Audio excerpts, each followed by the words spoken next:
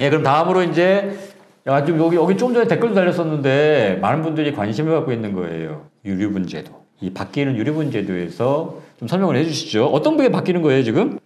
일단 유류분이라는 거는 상속인한테 귀속되는 게 보장되는 상속 재산에 대해서 일정한 비율을 보장을 해주는 건데요. 그게 이제 현행법상 피상속인의 배우자는 법정 상속분의 2분의 1, 직계 비속은 법정 상속분의 2분의 1, 직계 존속은 3분의 1, 그리고 형제 자매가 3분의 1. 네. 직계 존속이 뭐죠? 그렇죠. 직계 존속은 부모님.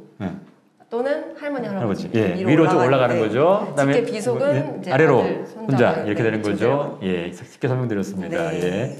예. 그랬는데 이제 이 형제 자매를 유류분 권리자에서 삭제를 하겠다는 겁니다. 그러면 형제 자매는 상속을 아예 못 받는 거예요? 아니요, 그거 아니 우리 지금 내 형제가 지금 아무도 자식도 없고 우리 부모님이 이미 돌아가셨고 지금 그 사람만 형만 지금 믿고 있는데 왜냐면 부자거든. 막 이래면 막 천억대 자산가인데 자식도 없고 부모님 돌아가셨어. 그럼 최소한 내 거 떨어지는 게 있잖아요. 이런 거 아닌가요? 나 못 가는 거야 이제? 아니요, 그거는 아니고 그건 이제 상속의 문제인 거고. 그럼 상속권은 그대로 유지가 되는데 유류분을 못 받게 된다는 얘기입니다. 상속과 유류분이 다른 거예요? 네, 상속과 유류분 어떻게 다른 거죠? 다릅니다. 제가 지금 정신이 혼미해서 잘 못 들었나 봅니다. 예, 여러분 저 같은 사람 있죠? 여기 여러분도 잘 못 들으신 분 있을 것 같아서 다시 한번. 예를 들어서 피상속인, 돌아가신 분을 피상속인이라고 하는데 피상속인이 돌아가셨을 때 뭐 상속 재산이 10억 원이 있었다.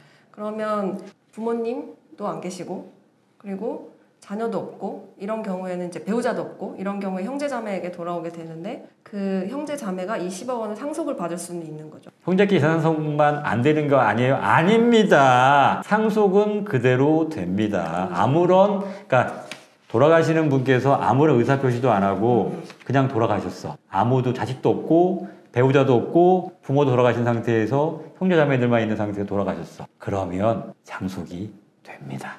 그런데 문제 이때 발생합니다. 문제는 한데 예를 들어서 이 10억 원을 어떤 단체에다가 단체, 법인 또는 어디 어려운 사람 이렇게 기부를 한다. 나 이 사람한테 주겠다라고 유증을 하거나 돌아가시면서 줬다면 아무것도 못 받게 되겠죠. 왜냐면 상속 재산이 없으니까. 근데 유류분권이 인정이 되면 그 준 거에서 일부를 가져올 수 있는 거죠. 내 법정 상속분의 3분의 1에 해당하는 금액에 대해서는. 예를 들면 이렇게 설명할 수 있을 것 같아요. 그러니까 지금 돌아가신 분이 천억대 자산가야. 그런데 결혼도 안 했어. 배우자도 없어. 자식도 없어. 그러니까 그 다음에 형과 이 둘이 형제였어. 형제만 있었고 그 다음에 부모님들은 이미 일찍 돌아가셨어. 둘만 남았죠. 근데 이 형이 천억대 자산가야. 근데 이 형이 아무 말도 안 하고 그냥 죽었어. 이러면 어떻게 됩니까? 이 천억은 다 내 거가 되는 거죠. 그런데 만약에 예전 같으면 이 형이 나 그렇게 못하게 천억을 다 그냥 어떤 단체에다가 다 기부했어. 그냥 전 재산 나 사회 환원할 거야 이러면서. 예전 같으면 어떻게 했냐? 아무 말 없이 돌아갔으면 다 내 거라고 그랬죠. 유류분은 어떻게 하라고 그랬어요? 상속분의 몇이라고 그랬죠? 형제자매는 3분의 1입니다. 3분의 1이죠. 그러니까 333억 3,333만 이건 다 원래 내 거가 됐었어요. 할 수 있었던 거라죠. 받아올 수 있으니까. 이게 안 된다는 거예요. 무슨 말씀인지 이해 가시나요? 아무런 조치를 취하지 않고 그냥 돌아가셨으면 다 내 건데 망인의 의사에 따라서 내가 번 건 다 사회에 환원할 거야 라고 하고 돌아가시면 예전 같으면 유류분이라고 해서 일부 3분의 1만큼을 가져갈 수 있었지만 이 가져올 수 있는 사람에서 형제 자매를 이제 빼겠다는 거예요. 그 대신 그 전에 유류분권자 누구 있다고 그랬죠? 1순위, 2순위. 부모랑 이제 그다음에 요 부분 사람들은 그대로 남아 있는 거예요. 유류분 권리가. 다만 형제 자매에서만 유류분 권리를 빼버리겠다는 거죠. 무슨 말씀인지 이제 가시나요? 왜 이거 이렇게 바뀌는 거예요? 이게 이제 유류분 제도라는 거는 1977년에 도입이 된 건데 당시까지만 하더라도 이제 장남한테만 상속을 해주는 경우가 있었고 그리고 이 집안의 재산이라는 게 대가족제가 유지가 되고 농경을 많이 하는 사회에서 집안 전체의 재산이라는 인식이 있었던 거죠. 그래서 그 집안 전체 재산을 형성하는 데 기여를 했으니 그 상속에 대한 기대 가능성도 좀 있을 것이고 이분이 돌아가시면 내가 여기 기여를 이렇게 했으니까 어느 정도는 좀 나도 받을 수 있지 않을까 이런 것들이 있었던 것이고 그게 형제 자매 범위까지도 같이 살았기 때문에 그랬기 때문에 이거를 좀 보호를 해주었던 측면이 있었는데 이제 사회가 많이 변화하고 형제자매들은 독립된 생활을 꾸리잖아요. 그러니까 사실상 그 상속 재산에 기여하는 것도 없고 그러다 보니 굳이 형제자매의 유류분권까지 보호를 해줘야 되느냐 법적으로 이런 문제 인식에서 제외를 하게 된 것으로 생각합니다. 예, 그러니까 예전에 집단 생활을 했잖아요. 대가족이었고 그러다 보니까 보통 이제 어떤 개념이 있었냐면 가산이라는 개념이 있어요. 집안 전체 재산, 그러니까 형제 자매들까지도 해가지고 그 재산을 이루는 데 있어서 기여를 했다. 그러다 보니까 이제 최소한의 유류분은 보장해 줘야 되는 게 아니냐라고 했는데 지금 누가 그 삼촌이나 아니면 뭐 작은아버지, 문아버지 이런 사람들 같이 사는 사람 없잖아요. 지금 다 거의 핵가족이 따로따로 각자 가정으로 살기 때문에 더 이상 이제 가산이라는 개념은 더 이상 필요하지 않고, 그다음에 실제로 형제 자매가 남보다 더 못한 경우도 굉장히 많고, 실제로 이거 때문에 싸움도 많이 일어나기 때문에 굳이 이거 이제 기여한 것도 없는 사람한테 유류분이라는 걸 보장해 줄 필요가 뭐가 있겠냐라고 해서 유류분에서 이거 예전부터 이거는 좀 빼야 된다는 얘기가 논의가 많이 있었어요. 그래서 이게 지금 형제자매는 빠진 거고요. 지금 린제 아인버그님 이건 좀 다르게 알고 계신 것 같은데, 부모님이 돌아가시면서 한 명 형제에게만 몰빵으로 재산을 주기로 이야기했다. 다른 형제들은 유류분 청구 못하는. 이건 개정 전과 후가 상관이 없어요. 그러니까 관계는 뭐냐면 이 망인, 돌아가신 사람과의 관계예요. 부모님이 돌아가시면서 한 명, 형제 여러 명 있다는 얘기잖아요, 지금. 그죠? 그러면 부모님 입장에서는 자식들인 거예요. 직계 비속들이 있는 거죠. 그러니까 형제들이 다 n분의 1씩 해가니까 예를 들면 5명이면 5분의 1씩 가질 수 있었던 건데, 그 중에서 한 사람은 다 몰빵을 줬기 때문에 내가 원래 5분의 1을 가질 수 있었는데 못 가졌잖아요. 그러니까 뭐라 그랬어요? 유류분이라는 건 거기에 자식들은 2분의 1이니까 결과적으로 전체 재산 중에 10분의 1을 유류분으로 청구할 수 있다는 거죠. 여기서 삭제되는 그렇죠. 삭제되는 거는, 그러니까 여기에 형제자매는 돌아가신 분의 형제자매인 거죠. 그러니까 망인을 기준으로 한 거예요. 망인을 기준으로 해서 형제자매를 얘기하는 거지, 지금처럼 본인을 기준으로 형제자매라는 얘기가 아니에요. 부모니까 망인, 지금 여기 아인버거님께서 말씀하신 건 부모님, 돌아가신 분이 부모님이잖아요. 부모님을 기준으로 했을 때 형제자매는 뭐예요? 자식들이잖아요. 그거는 뭐 달라진 게 없어요. 그대로 유류분권자에 포함이 되기 때문에 그분 사람들 예전처럼 다 본인의 원래 상속분의 2분의 1, 자녀들은 2분의 1까지는 청구할 수 있다는 거죠. 그 다음에 또 꽁치님께서 말씀하신 거, 이거 한번 얘기해 볼까요? 형제가 5명인데 그중 1명이 상속 포기하게 되면 부모님 돌아가시고 재소송으로 상속을 나눠받을 수 있을까요?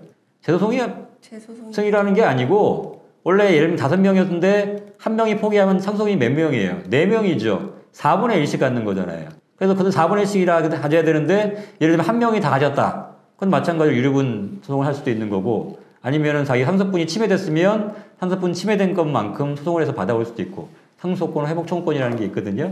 이런 것들은 좀 전문적으로 들어가는 부분이긴 한데, 요거는 이번에 변경된 유류분과는 관계가 없어요. 무슨 말씀인지 아시겠죠? 돌아가신 분의 형제자매, 그러니까 자식들도 없고 부모도 없고 형제자매만 남아있을 때의 문제라는 거죠. 이해되셨나요? 예, 오늘 무슨 강의하는 집 같네요. 이제 좀 이해가 가신 것 같아요. 좀 헷갈리셨던 것 같은데, 뭐 유류분이 어떤 분들은 지금 기사에 실제로 어떻게 나오냐면 유류문제도 없어졌어 이렇게 나온 것도 있어요. 기사 중에. 네. 다 없어진 거 아니에요. 그중에 형제자매만 빠진 거니까. 유류분 청구권자에서 그거만 이해하시면 돼요. 그 다음에 기본적으로 예를 들면 아무런 말도 없어. 그냥 죽어. 아무 이혼도 없고 아무런 그 전에 뭐 처분한 것도 없고 그냥 돌아가셨어. 그냥 상속의 문제예요. 그냥 유류분의 문제가 아니라. 그러니까 형제자매끼리만 요 경우에만 없어진다는 거죠. 유류분권자에서 이제 삭제돼서 이제 형제자매는 너는 유류분 달라고 하지 마. 이런 뜻인 거예요. 그러니까 예를 들면 형이 전 재산을 다 사회에 환원했다 하더라도 그냥 그 형의 뜻에 따라주라는 거예요. 그러니까 왜 약간 이게 생기냐면, 유류분 제도는 어떻게 보면 망인, 그러니까 피상속인의 의사에는 반하는 거예요.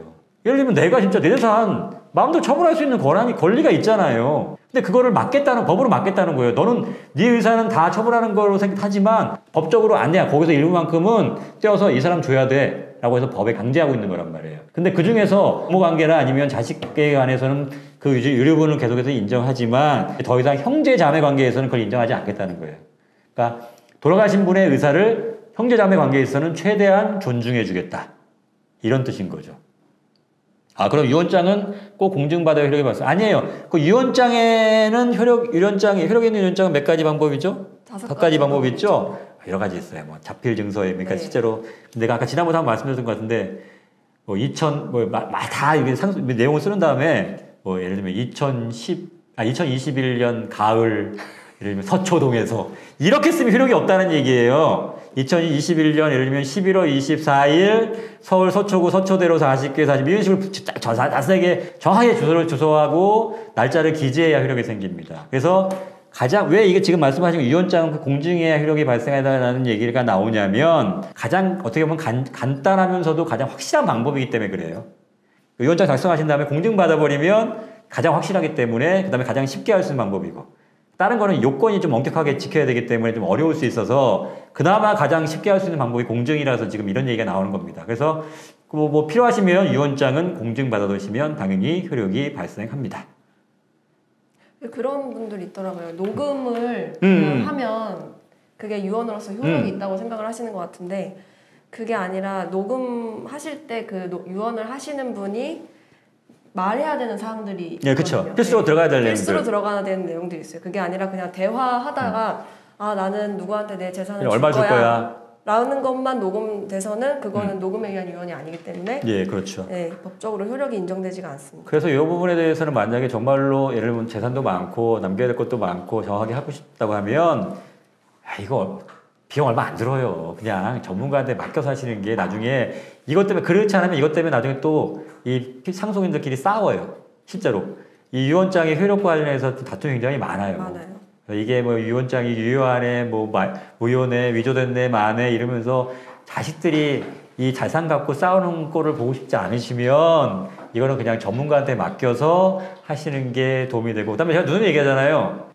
이 재산이 많으면 항상 그 싸움이 일어나더라고요. 본인이 그러니까 물론 재산이 너무 많아서 내가 풍족하게 쓰고도 남아서 주는 거야 문제가 안 되는데 정말 쓸 거 안 쓰고 아끼고 병든데 치료도 안 받고 이러다가 돌아가시면서 재산 남겨서 자식한테 줘봤자 싸움만 납니다. 하지 마세요. 제가 얼마나 많은 경우를 받겠습니까?